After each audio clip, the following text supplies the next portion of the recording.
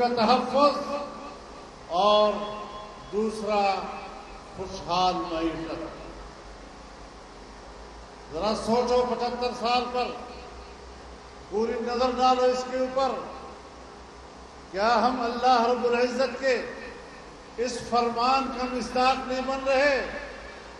فرمایا ضرب اللہ مثلا قرية كانت آمنة مطمئنة يأتيها رزقها رغدا من كل مكان فكفرت بأنعم الله فأذاقها الله لباس الجوع والخوف بما كانوا يصنعون۔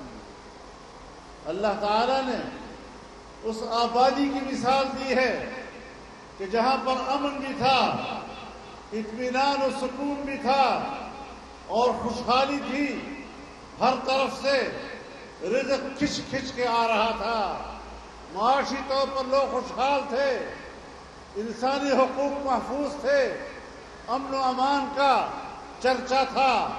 لیکن جب لوگوں نے اللہ کے ان نعمتوں کی بے قدری کی اور کفران نعمت کیا تو 2 سزائیں ان کو دی اور ان سزاؤں کا مزہ چکھایا، ایک بدامنی اور ایک بھوک۔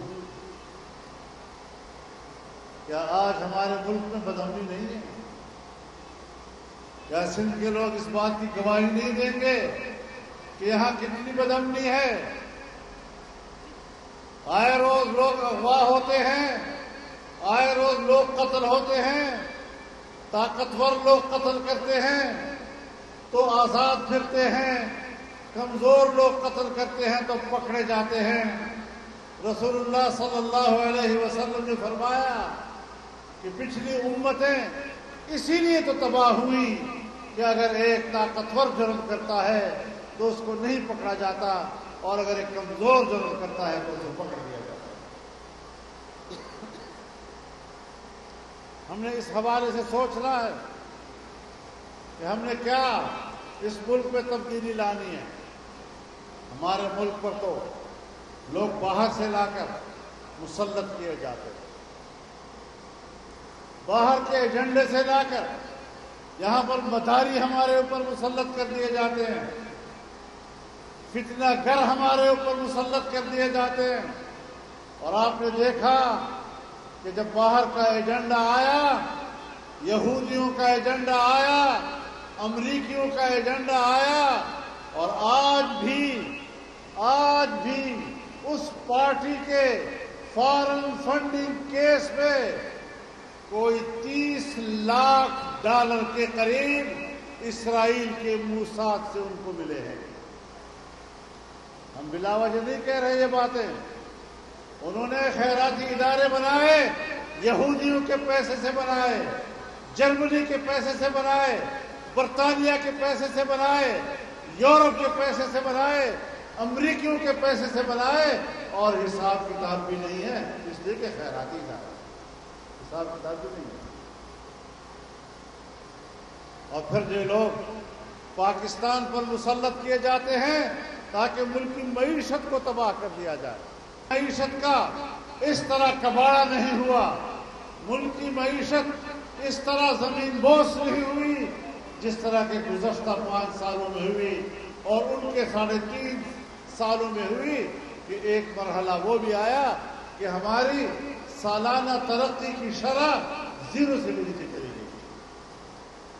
ہم نے وہ دن بھی دیکھے، اور پھر دھاندلی کے ذریعے لایا گیا، ووٹ چوری کر کے اس کو لایا گیا، لیکن ان کا یہ خیال تھا کہ پاکستان میں چل جاتا ہے، چاہے جیسا بھی نتیجہ ہو پاکستان میں چل جاتا ہے۔ جمعیت علماء نے کہا نہیں چلے گا، اور پھر نہیں چلے گا، اور انشاءاللہ آئندہ بھی نہیں چلنے دیں گے۔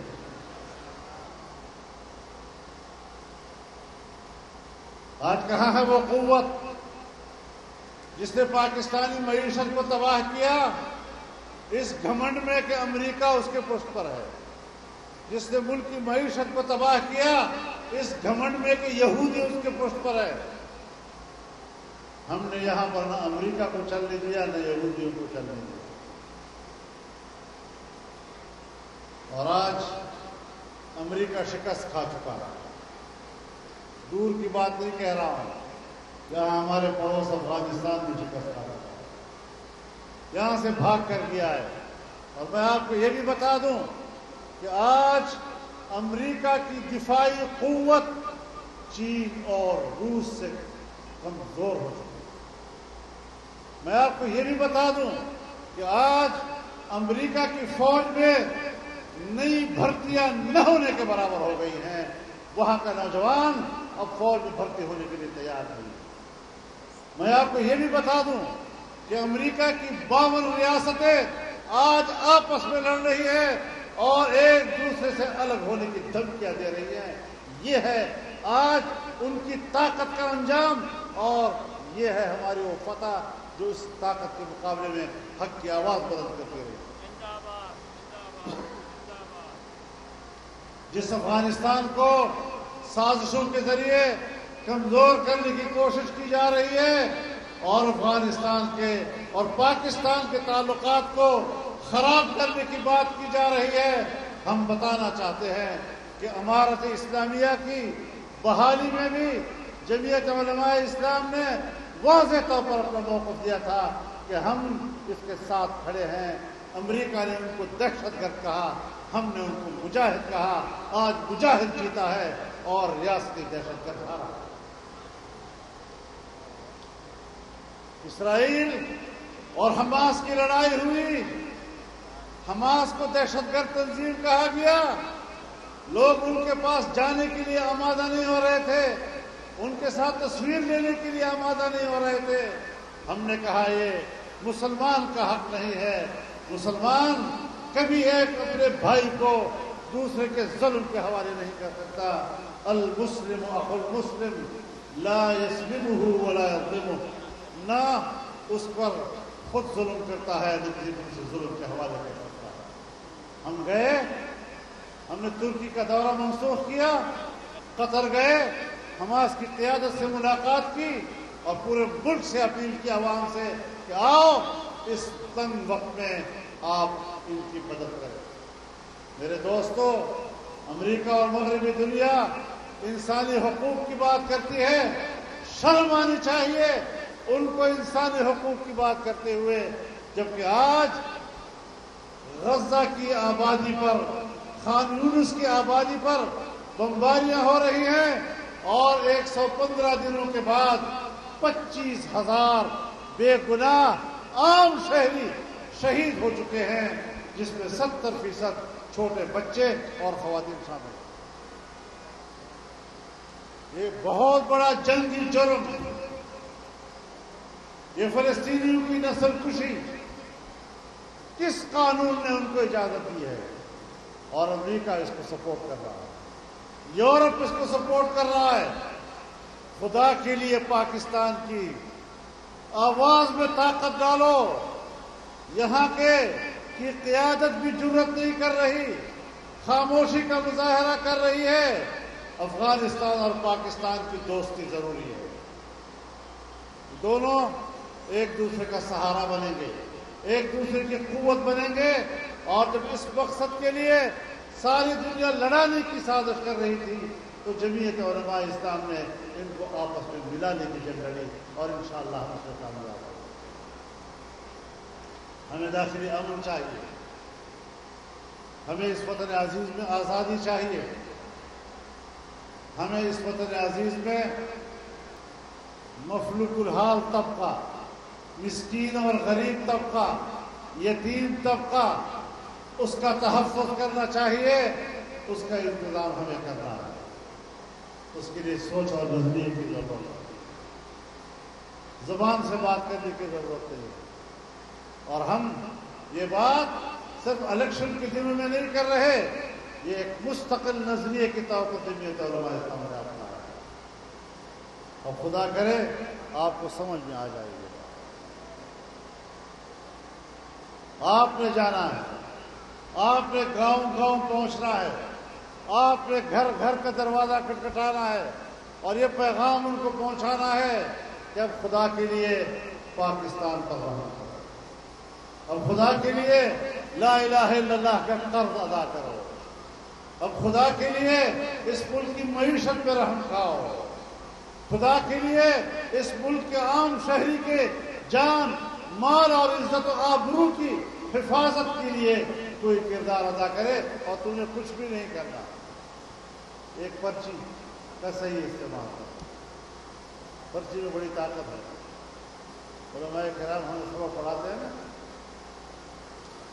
تو ہمیں بتاتے ہیں کہ رسول اللہ صلی اللہ علیہ وسلم نے فرمایا کہ قیامت کے روز ایک شخص کو لایا جائے گا جس کے گناہوں کے رجسٹر 99 ہوں گے، اور ہر رجسٹر کا حد نظر پھیلا ہوا ہوگا، اور اللہ تعالیٰ اس سے پوچھے گا کہ کوئی عذر تو نہیں تیرا؟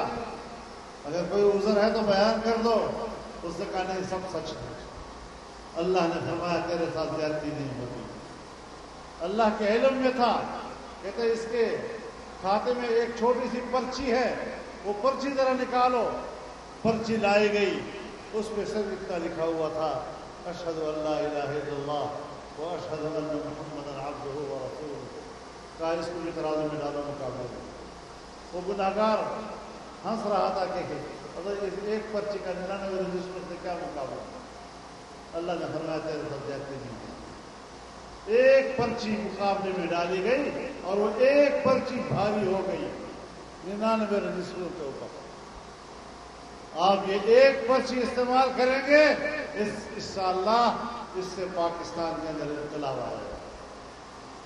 یہ تمام پارٹیوں پہ غالب ہوگا، تمام نظریوں پہ غالب ہوگا، تمام منصوروں پہ غالب ہوگا، اور پاکستان کے قیام کا مقصد پورا کرے گا۔ یہ ایک پیغام ہے جو آپ نے گھر گھر لوگوں کو پہنچایا۔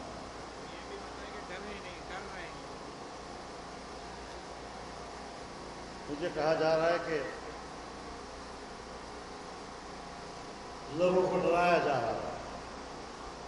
ہاں، ایک وقت تھا جمعیت کمزور تھی، جو وڈیرا آپ پہ ظلم کرتا تھا تو جمعیت آپ کو تحفظ نہیں دے سکتی تھی، تو آپ بھی ڈر کے مارے پھر اس کو ووٹ دیا کرتے تھے۔ اب الحمدللہ جمعیت ایک طاقتور قوت ہے۔ کوئی مائی کا لال کسی غریب کی طرف ٹیڑھی آنکھ سے دیکھے گا تو ہم اس کی آنکھ اٹھائیں گے۔ کسی طاقتور کا ہاتھ اگر غریب کی گریبان تک جائے گا ہم وہ ہاتھ توڑ دیں گے۔ اب مقابلہ ہے، میدان میں ہے، جمعیت علماء کو طاقتور بناؤ تاکہ تم غریبوں کا بھی تحفظ ہو، اس ملک کا بھی بھلا ہو، یہاں امن بھی آئے، یہاں کی معیشت بھی بہتر ہو، اور لا الہ الا اللہ کا قرض بھی ہم چکا سکیں۔ اللہ تعالی ہمارا حامی و ناصر ہو۔ وآخر دعوانا